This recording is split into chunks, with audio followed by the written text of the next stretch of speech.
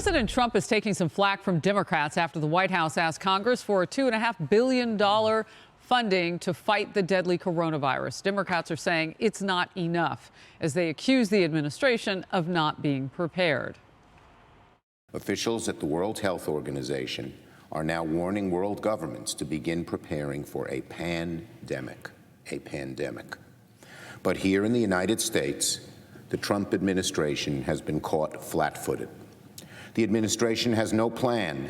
The Trump administration has shown towering and dangerous incompetence when it comes to the coronavirus. You may know the president has spent a couple of days in India, and in fact, before he left, he had some choice words for the Senate Democratic leader. Watch this. I see that Chuck Schumer criticized that he thought it should be more, and if I gave more, he'd say it should be less. It's automatic, you know, with these characters. They're just not good for our country. A bitter back and forth coming as the Dow Jones is down nearly 300 points today after plunging 1,000 yesterday. Coronavirus cases were spiking in Italy and South Korea. Yesterday was the Dow's worst day in 2 years, wiping out 2020's gains so far this year. It's early. It's February. And look, those numbers are already starting to come back.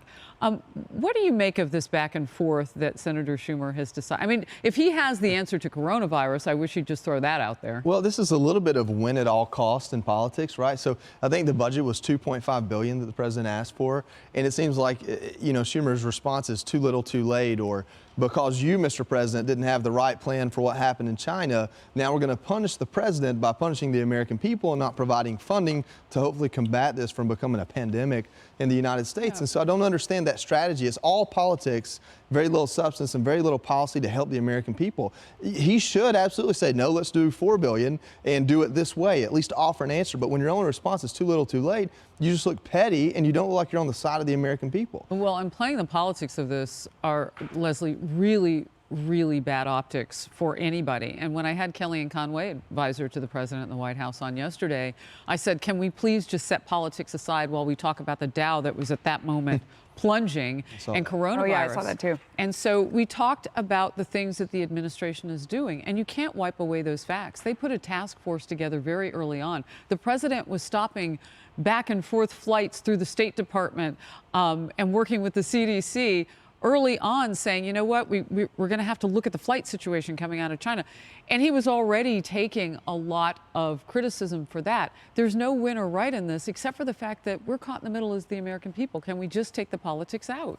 We can take the politics out if this administration with this funding did the right thing. And how do you know they haven't? No, because what they're saying is, just like we had money before that was appropriated from one federal budget, like for the military, for the wall, that's the concern of Democrats, that this money that would be appropriated, almost $3 billion, which is insufficient. So when it was $1 billion, the president was taking heat over the weekend. It's not just the dollar amount, it's the way it could be appropriated to something else. That's the problem for Democrats more so. If this were specifically and solely for coronavirus, Democrats would be on board. Then quit complaining and write the legislation. More. Give him the parameters. Give him the left and right lateral limits. When you just take the pulpit and talk about how, oh, the president is terrible because he didn't plan for this. I mean, it's the ultimate cheap shot in politics. Oh my God, President, you didn't plan for this epidemic coming out of China. How dare you? Let's not give you any money to do anything about it. That's not a winning But when statement. you have legislation that comes forward that you don't agree with, you don't stand up and say, this is why we're not signing it. This is why we don't agree with it. I want to get back to the dollars, though, for a second, though, Dagan, because one thing I think that's really interesting about this that a lot of people haven't considered is that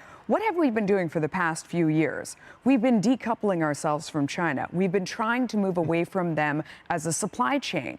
The president has been slapping on tariffs, which you tax the things you want to discourage, trying to get companies to move away. And we saw that. I mean, you look at Nintendo, Dell, Hasbro, the list of companies that have tried to get away. Well, now that might blunt the negative impact on the U.S. economy because all of these companies have already started moving away. So now as you see this panic, and you can't get stuff out of China. Maybe people don't want to buy stuff from China. As it slows down, they're not in the factories. The companies that stayed are the ones that are in the most trouble. If I could just step in for 1 second and bring this up, Dagan, because I know you've looked at pharmaceuticals yesterday with Gilead was like a green spot when everything else was red because it's looking for some sort of a treatment drug right now. It's already started, actually. Yeah, it starts with R. I can't even pronounce it. It's called remdesivir, and it's starting in Nebraska with adults who have we have the big coronavirus. biocontainment center there. Right. So what I was going to say is that a lot of the drugs that we would normally lean on at this point are manufactured, as I've been reading, in China. Yeah. So I think it's great that some of those companies, we were kind of preparing for the coming storm in terms of finances with China and decoupling. We don't want to decouple to the point where we can't get pharmaceuticals out of that country from their plants. It's complicated. Yeah, I think it's roughly 80% of the active ingredients in pharmaceuticals are coming out of China. But you said it's a cheap shot in politics, what Chuck Schumer is doing. No, it's the worst of the worst. It's worse than cheap because he's literally using the suffering of what more than 70 or 80,000 people, 10 times the number of people who had SARS, and the deaths of 2,700 people for his own political gain. He's trying to frighten the American people, scare the American people as if nothing is getting done. And I just want to point this out because this is from the Washington Post at the beginning of February, how the Department of Health and Human Services was moving ahead, notified Congress that they needed to transfer $136 million in funding to up the preparedness for the coronavirus. Additional money would address, we've got a vast government infrastructure, CDC, Office of the Assistant Secretary for Preparedness and Response, Office of Global Affairs, these within HHS.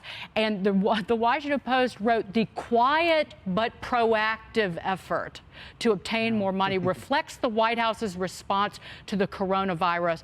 They sought to downplay the risk, the White House did, to the public while working behind the scenes to bolster the government's response because you don't want to create panic, which is what Chuck Schumer's trying to do for his own political gain. Leslie? I don't think he's trying to create panic. I think the panic is coming out of false information that comes out of China, comes into this country, comes non-information. Comes online. People think that coronavirus is from Corona beer and that if you drink a Modelo, that you're going to be cured. Seriously, and people are believing this. Nobody thinks that. Harris made the best point, though, about the medicine coming out of China, and this has been a security threat for a long time. We talk about it on Fox Business. The last time we made penicillin in this country, the last factory closed in 2004. Yeah. This is a big problem that we have to fix. Yeah. That I agree with. It is.